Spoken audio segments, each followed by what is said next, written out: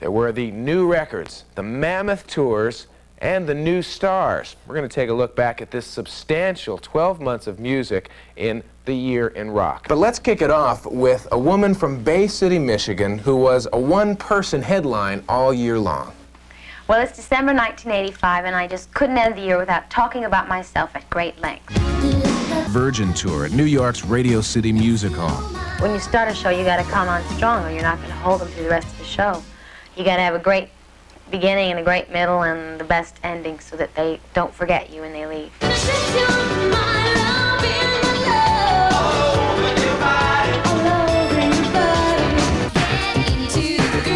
She performed at Live Aid and released 5 top 10 hits, including Like a Virgin, Dress You Up, and Crazy For You. Madonna's past caught up with her in Penthouse and Playboy magazines and in the film A Certain Sacrifice. And her movie star career took off with Vision Quest and Desperately Seeking Susan. Gary, why didn't you tell me she read the personals? You could have settled this yesterday. She was turned down as a tenant by New York's exclusive San Remo apartment building, and she married Sean Penn in the most publicized private wedding of the year. Boy toy, or superwoman of the 80s, Madonna was one person young America desperately wanted to be. When you wear Madonna clothes, everybody looks at you, right? Everybody stares and thinks, look at that girl over there. It's just like our idol, you know? It's the only one that we can look up to nowadays. If you have something that you say you want to do, then it's your responsibility to make yourself happy and to be true to yourself, and that you can do it.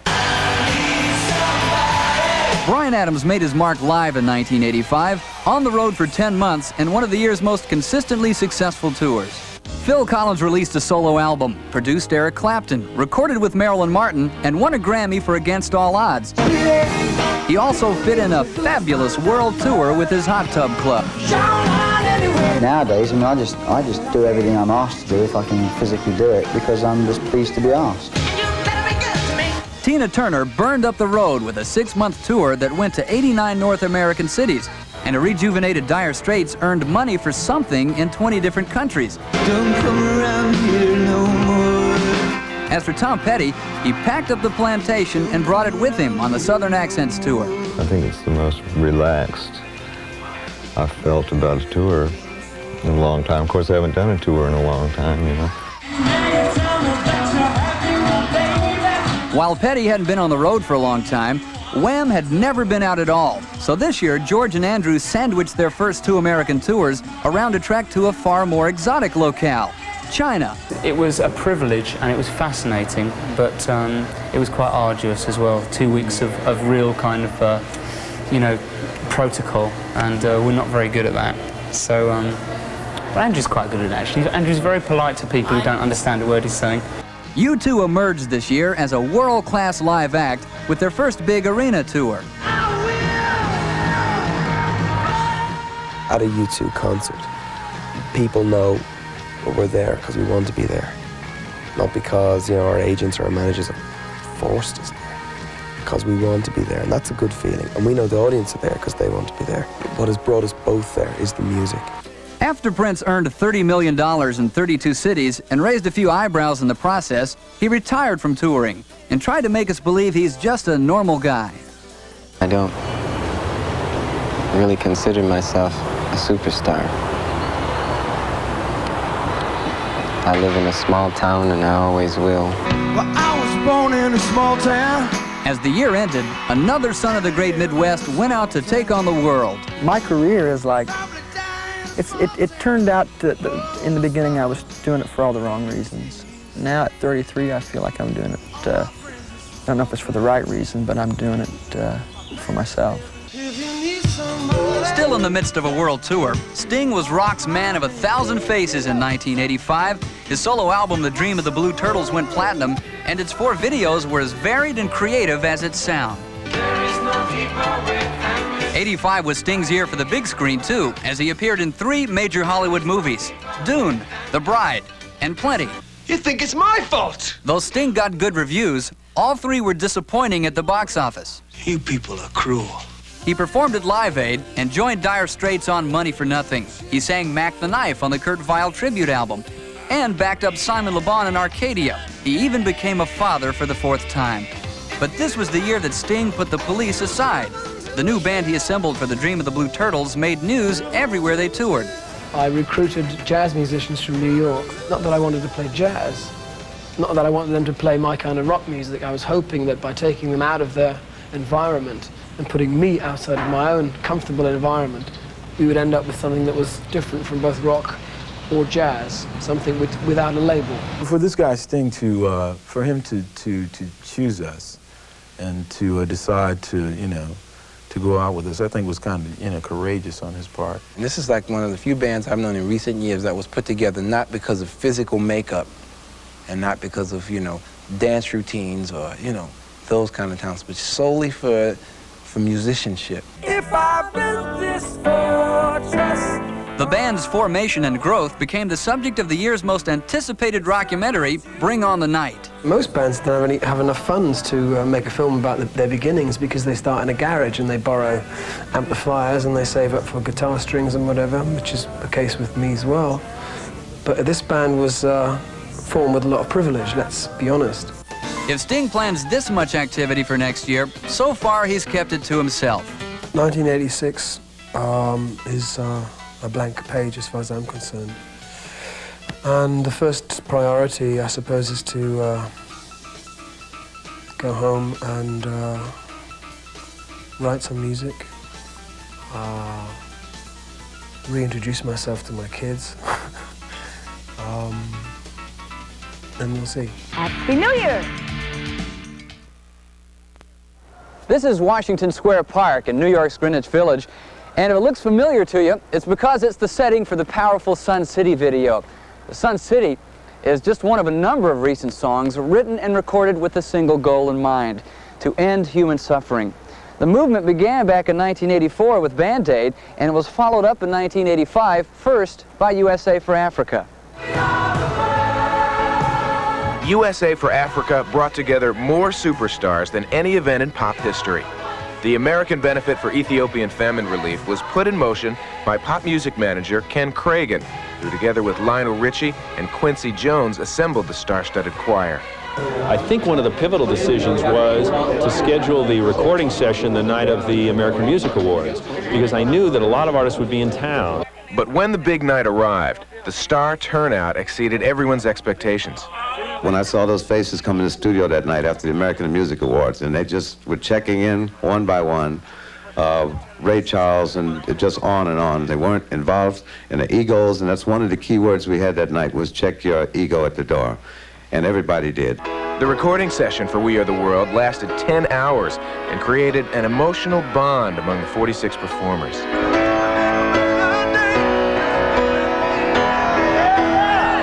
Somewhere around 5 o'clock in the morning, we ceased being individuals.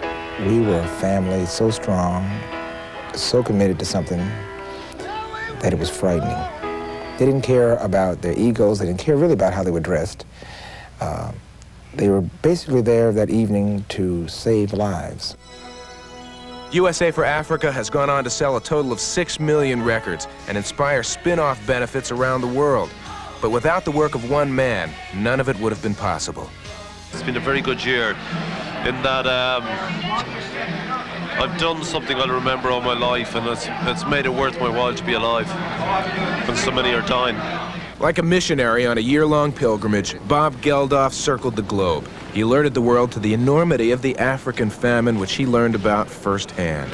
Bob Geldof has arrived in Ethiopia to see how the millions of pounds he's helped to raise for the famine victims could be used.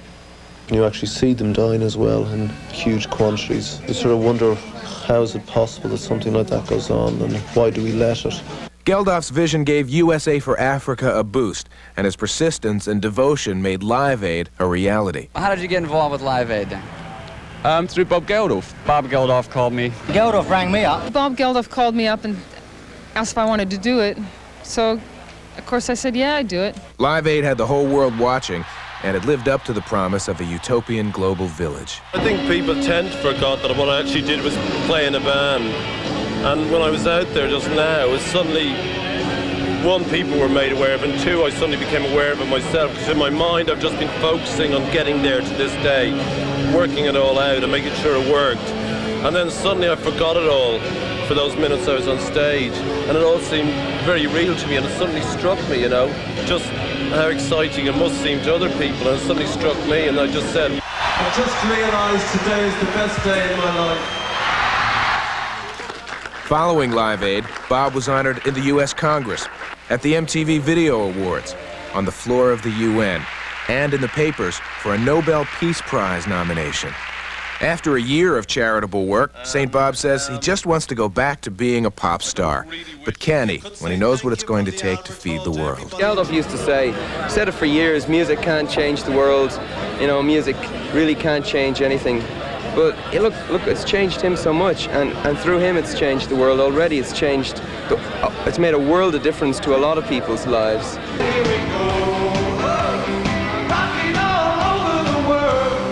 By now, you've probably heard all the statistics, but here they are one more time. On July 13th, 66 bands performed in front of a total audience of 1.5 billion people and raised $80 million to help fight the Ethiopian famine. But numbers aren't everything. The real story of Live Aid might be that if one person pushes hard enough, he can help change the world. Bob phoned me up in January and said, would you do it? And I said, boy, if you can get it together, of course. Not thinking that he actually would. And that, for me, is the main achievement of the day, just actually getting this together. Getting the artists together was a massive undertaking, but getting the concert televised live around the world was nothing short of a technological miracle. Thousands of technicians worked behind the scenes in the Philadelphia Broadcast Center to keep the concerts on the air in 150 countries, while over 1,000 journalists, photographers, and camera crews from around the world recorded the event that would become instant history. In the middle of things, there seemed to be this weird awareness. I mean, I think Mick Brown in the Sunday Times put it best, one had the eerie feeling of cities at opposite ends of the earth waving at each other. And I think that was true. Like, I mean, it sounds terrible corny, you know, but it really was, in a tangible and physical way, the globe was linked. It was a very, very peculiar atmosphere, and I haven't experienced it before in my life, and I'm not sure we will again, but I would like to.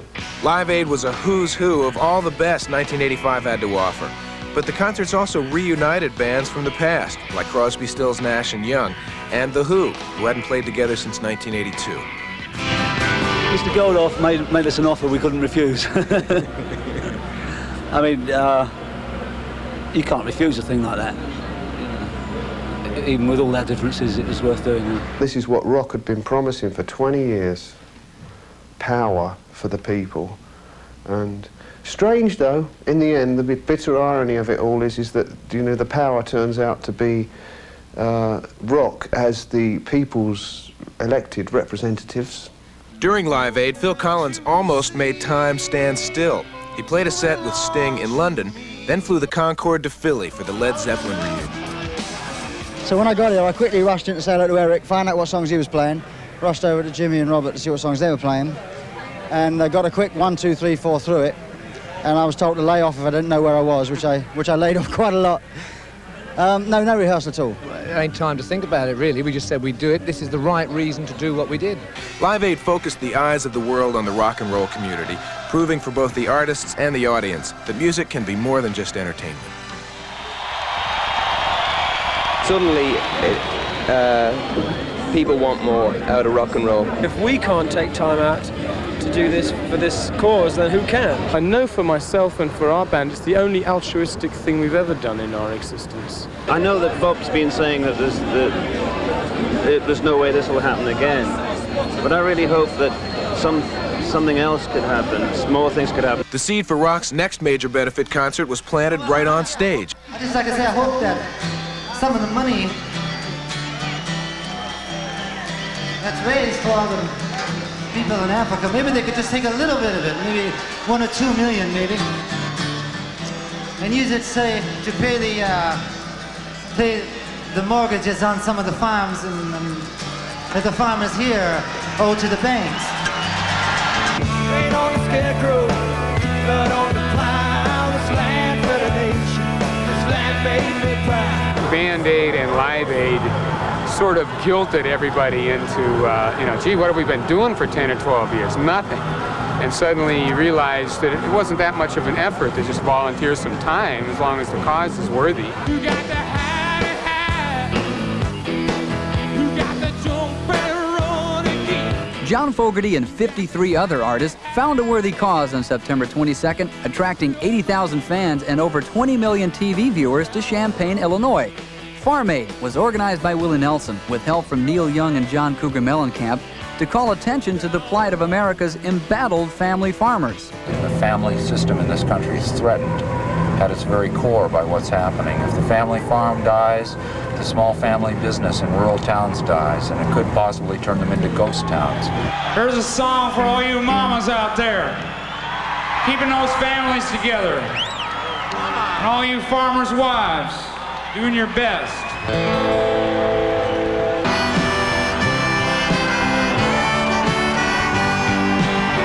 Unlike Live Aid, Farm Aid focused on issues close to home, and with rock and country stars getting together on a grand scale, the concert was a spirited celebration of American music. This is big. Take a walk in the wild side. It's really neat to see all those different kinds of talent together and all that different kind of audience together. You know, see them rubbing elbows out there, maybe for the first time. I was standing by Willie on the stage, and Merle Haggard walked off, and Bon Jovi walked on, and they loved Merle and they loved Bon Jovi. So, you know, to me that was great. Farm Aid contained its share of superstar duets. Bob Dylan was backed by Tom Petty and the Heartbreakers. Neil Young got back to the country with Waylon Jennings. And Daryl Hall left the Big Bam Boom behind to play with Billy Joel and Bonnie Raitt. Every time you go away, you take a piece of me with you. The farmers' problems continue, but Farm Aid managed to raise $11 million and some awareness about a crisis in our own backyard.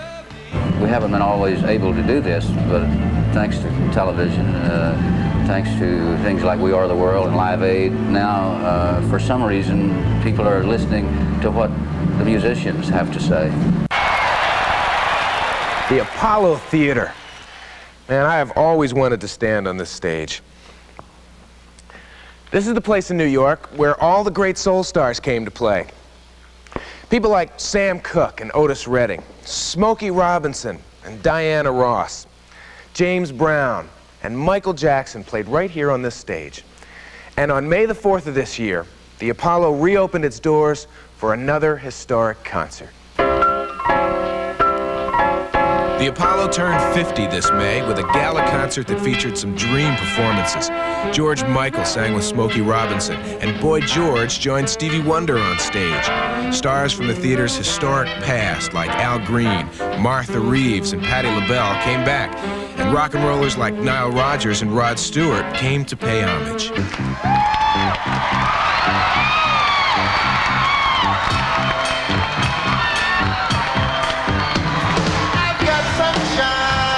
It was right here at the Apollo that Eddie Kendrick and David Ruffin made their return to live performance. For Daryl Hall and John Oates, bringing the former Temptations back to the limelight was a fan's labor of love. That was one of those culminations of a lot of things for us. You know, when you play with, you know, sort of like your teenage idols, that's kind of a once-in-a-lifetime experience. 360's guitar heroes made some noise this year. The normally reclusive Eric Clapton was positively outgoing with a new album co-produced by Phil Collins and a 4-month tour. Jimmy Page went on tour with his new group, The Firm, his first extended trip to the U.S. since 1977. And Jeff Beck came back with Flash, a super session LP that had everyone excited but Beck himself. I was on holiday for a while. No, I just needed the time to think about things. It just happened to be 5 years. Hart pulled through 5 lean years and emerged on top with a post-Prince makeover and a Holly Night ballad. In a year when so many looked back to the 60s for inspiration, the Starship rebuilt their city in a more timeless but timely image. We're all happy and proud to have been a part of Jefferson Starship, and basically it's still the same band. But we thought the Jefferson sort of had like a late 60s, 70s kind of connotation to it, and we thought the shorter, streamlined name Starship would just be much better for us right now at this point in time. ABC hadn't been away for long, but they came back strong with Be Near Me. When we've nothing to say, we disappear for a while, you know, and we go away and we make a record that we're proud of, you know. So now we're back. Put me in, Coach. I'm ready to play. Most eagerly awaited return of the year had to be John Fogerty's. After 10 years of self-doubt and paralyzing legal trouble, he won the battle with that old man down the road. Fogerty came back with a #1 album and a stunning performance at Farm Aid, right on time for this year's American Roots Revival.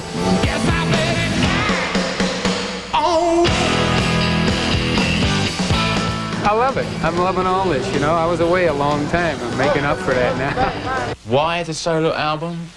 Why not? Or as it says in Spanish, ¿por qué no? Mick without the Stones? We saw it happen in '85 when She's the Boss cracked Billboard's top 20 and inspired Running Out of Luck, a full-length movie we still haven't seen. Mick did give us 3 videos this year, set in Brazil, London, and an animated Wonderland. Don Henley and Glenn Frey have been making solo albums since the Eagles went down in '82, and they made it back to the top in '85 when Glenn emerged as the voice of Miami Vice with 2 hits from network television's hottest series. It's the nature of the business, it's the smuggler's blues. We walked out of Fort Knox in 1980 when we could have probably gone on and milked a dead cow for a long time, and I think it took a lot of courage and about 4 years for us to you know, start our solo careers. Meanwhile, Henley's Boys of Summer sparked a platinum album and a brilliant video that ran away with 4 MTV Video Music Awards. Live on Dave TV! David Lee Roth unleashed Crazy from the Heat, his first solo EP, and camped his way from the California beach to video vaudeville. Hollywood beckoned, and now Dave is casting his own Crazy from the Heat movie. We have all the union problems that all the big movies have, you know. I have all the problems with the talent on the set going, Dave, I can't do this scene. What's my motivation? You know, many times I stop and I ask myself the same question. But what about Van Halen? Life goes on without me. Rumors of Roth's departure started right after the solo record came out. And by midsummer, sure enough, Dave was gone, replaced by Sammy Hagar. This is the new Van Halen. This is the heavy-duty model. It weighs less, it's faster, and it handles even better.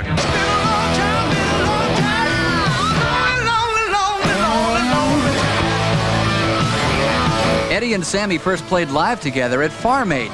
The new Van Halen finished the year in the recording studio, laying down tracks with Foreigner's Mick Jones and planning a tour for '86. Other major breakups occurred when the Go-Go's split, hot on the heels of Jane Wiedlin's solo album. And the once innovative Tubes called it quits after 15 years together.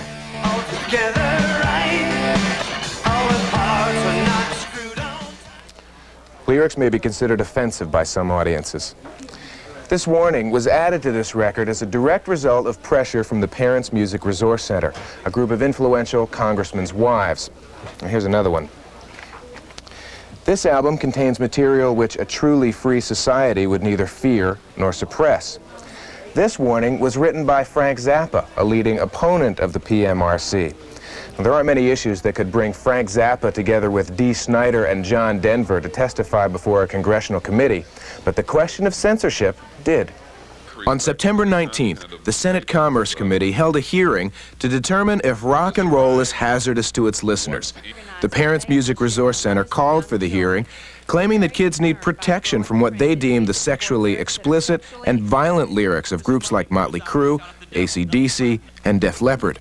We are asking the recording industry to voluntarily assist parents who are concerned by placing a warning label on music products inappropriate for younger children due to explicit sexual or violent lyrics.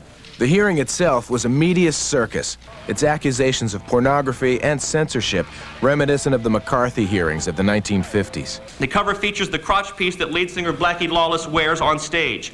In this picture, there is blood dripping down his stomach, hands, and off of the blade between his legs. The song that accompanies this photo is Animal, Like a Beast. It is my job as a parent to monitor what my children see, hear, and read during their preteen years.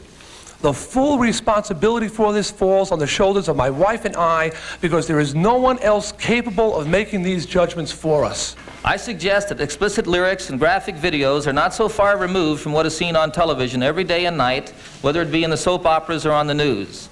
That we should point our finger at the recording industry while watching the general public at a nationally televised baseball game chant in unison, "The Blue Jays suck," is ludicrous.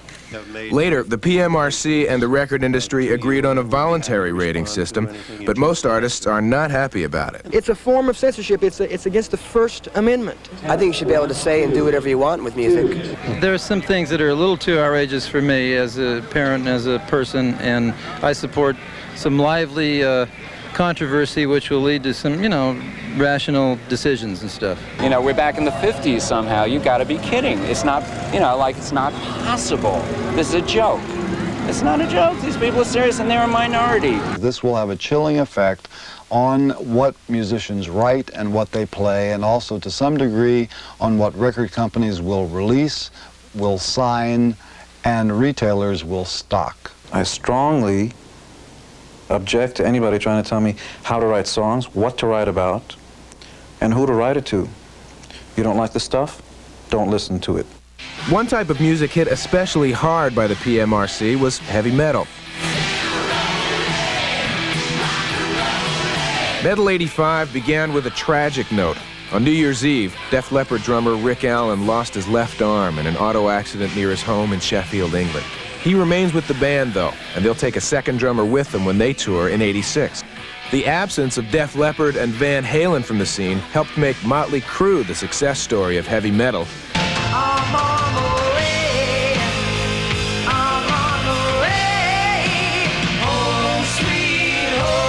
Their Theater of Pain album went platinum on the strength of Smokin' in the Boys' Room and a 91-day tour. But lead singer Vince Neil will have to pay over $2 million damages for driving the car that killed Hanoi Rocks drummer Razzle and injured 2 others. I've gotten several calls from different people that would like to do the show that are top artists, yeah. They want to. Shall I mention names? Stars who acted on the show include the Power Station, Gene Simmons, Miles Davis, and Phil Collins. With its hip choice of music and Jan Hammer's theme, Miami Vice is the first TV soundtrack to top the charts in over 25 years. It's also launched singing careers for detectives Crockett and Tubbs. Thomas has already released his album, Living the Book of My Life, and Johnson has one on the way. This seems to be the year of a lot of people getting together. That's right, Billy. Like your favorite superheroes, big-name artists join forces to battle their way to the top of the charts.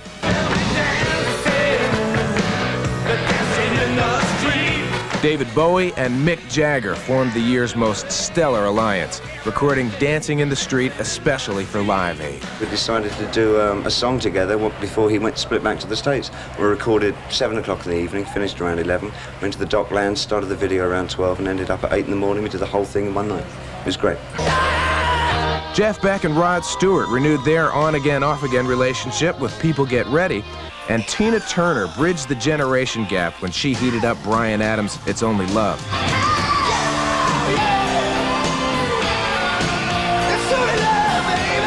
Elton John made it big with a recording and performing partner this year, Wham's George Michael. We met George on holiday last year. We were on holiday. He was doing the Make It Big album in the south of France. And as soon as we met Andrew and George, we felt they were very much like us when we were 21 years ago. Chrissie Hynde's one recorded appearance in '85 was a duet with UB40's Allie Campbell. I can't just, spread myself thin and just, sing with every Tom, Dick, and Harry that comes along. Allie Campbell, I think, is really, really a great singer. So, I was really glad to be able to do something with him. At the start of the year, he was virtually Tom Petty's sidekick, writing, producing, and performing with the Heartbreakers. We just got along instantly, and I think it was at a good time where both of us felt like playing around the studio, and we wrote a couple of songs very quickly. We wrote a song, actually, within the first half hour of meeting, Tom and I, and we were so delighted with the fun of doing this, because I hadn't done it for a while, written with somebody else apart from Annie, and Tom hadn't done it for a while, that we immediately ran off, giggling, back to his studio. And then he wouldn't go away for 3-4 weeks, Came to my house and ate everything there. Drank most of California. When Bob Dylan needed direction on his videos, he called Dave up. I liked the Sweet Dreams and the last video he did. But you know, it's important if you're going to work with somebody, it's important to work with somebody who's got an authority, some type of authority on the scene. And I just figured that he had that. By year's end, Dave and Dylan were recording together in Eurythmics' London studio. Put it this way, the first gig I ever did, I played 15 Dylan songs. And you know, I was about 14 or something. I probably know how to play nearly every song that's been recorded by him. Other artists Dave produced include Daryl Hall and ex-Undertone Fergal Sharkey.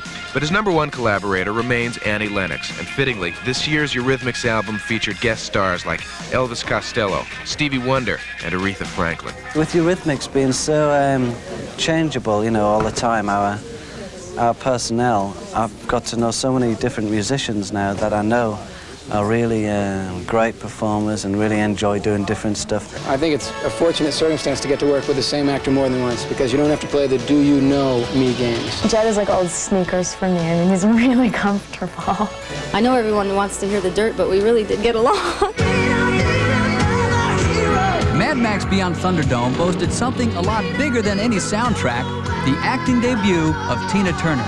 Welcome to another edition of Thunderdome! I was so excited doing what I wanted to do. I mean, how I was dressed and driving a car that looked like that, being with all those guys, and working with Mel, I mean, opposing him. Come on, tell me if that's power or what. Grace Jones showed her power as the villain in A View to a Kill, the explosive James Bond summer movie. Sometimes big names don't make big hits. Perfect wasn't at the box office. I'm a reporter for Rolling Stone. I'm doing a story about the sports connection here. Really? Yeah. Rolling Stone? Yes. Cyndi Lauper's one release of the year was the theme from Goonies. Crush Groove brought the rap of Run DMC and the Fat Boys to the big screen. You have no right. Phil Collins had a #1 hit from White Nights. And so did Lionel Richie. Say you, say me.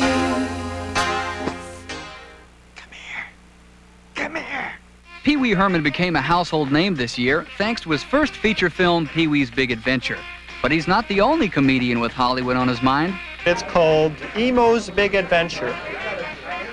And what it is, I go to all the movie theaters all across the country and steal copies of Pee Wee Herman's new film. 85 was a big year for comedy albums, including the vinyl debut of one of the hottest young comedians around. I learned how to play the harmonica, but the only way I can play it is to drive 100 miles an hour, put the harmonica in my hand, stick my hand out the window. I put a new engine in my car, but didn't take the other one out. Now I can go 500 miles an hour. The harmonica sounds amazing.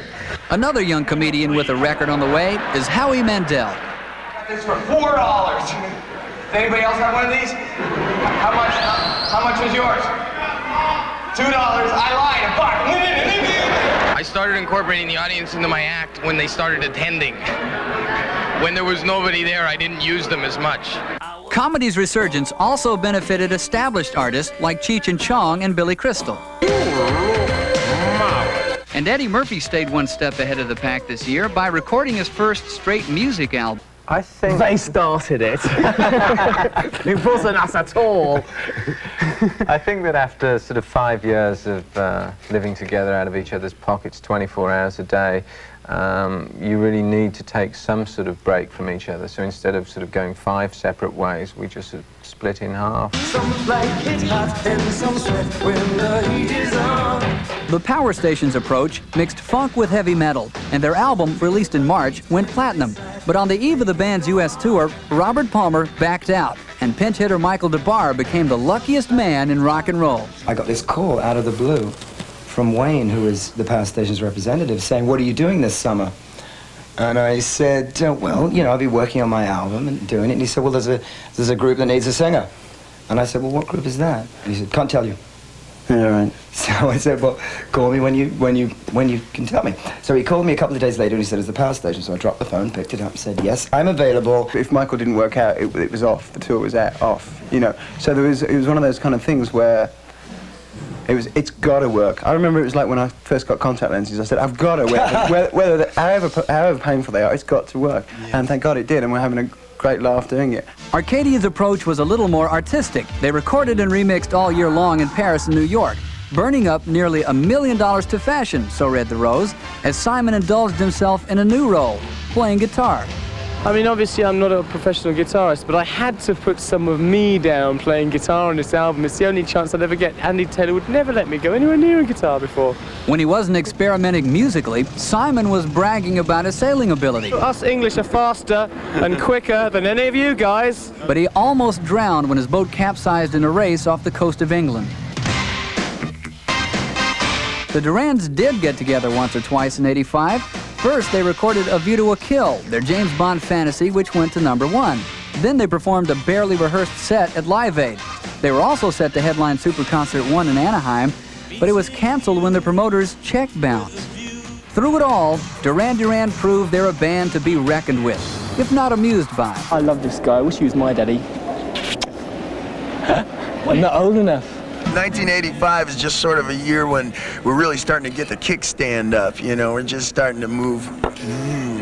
I think we're going to hit 4th gear in 1986. 1,